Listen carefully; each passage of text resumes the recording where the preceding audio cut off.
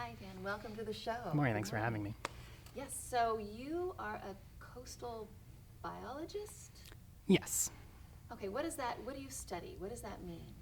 So I study the sort of ecosystems on Long Island, specifically salt marshes, and sort of the relationship that they have with those sort of more aquatic ecosystems like our bays, like Great South Bay and Shinnecock Bay and all those.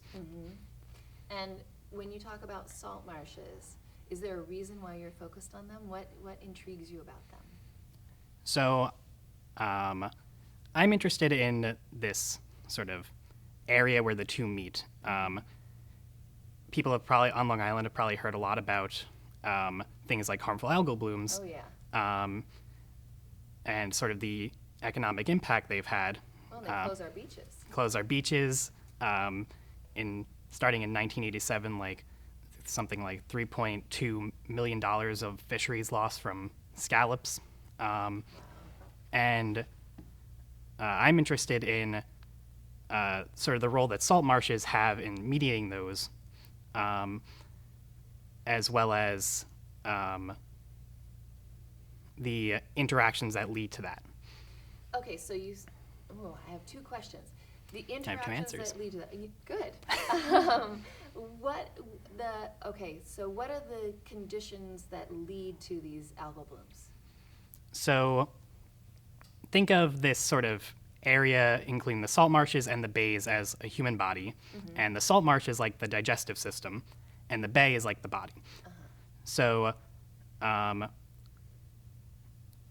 if you're taking in too much food,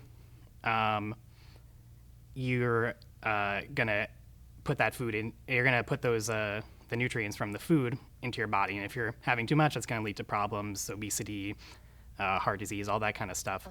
And that's like the algal blooms. The salt marshes act as sort of a digestive system, regulating how much is being taken in and how much is then being released. Okay, and so what are these excesses that are going into the waters or the body? So those are nutrients that are coming from the land, mainly nitrogen, and the excess is coming from us humans, from the fertilizers that we kind of put into our lawns, into golf courses, things like that. And that excess kind of goes through the salt marsh and then goes on out into the bay. And how can the salt marsh keep as much of the fertilizer runoff going out into the bay? What does it do? So plants need nitrogen. We all need nitrogen pretty much. It's when it's too much that it causes a problem. And the plants need it to grow their leaves and their stems. And when it goes through the soil in the marsh, it gets taken up by the roots and goes into the plants.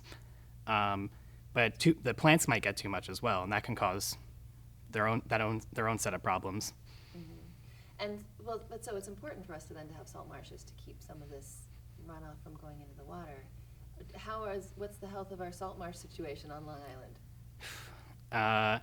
Not great. A lot of people, they like to live sort of on the coast by the water. I don't have the exact statistic for Long Island, but sort of nationally, we've lost about 40% of our salt marshes due to things like people wanting to live on the coast and other things. The runoff can have its own effect on the salt marshes as well. Well, I hope you succeed in bringing back some of the health of our salt marshes so that our fisheries and our beaches can stay healthy. Thank Me you too. so much. Thank you.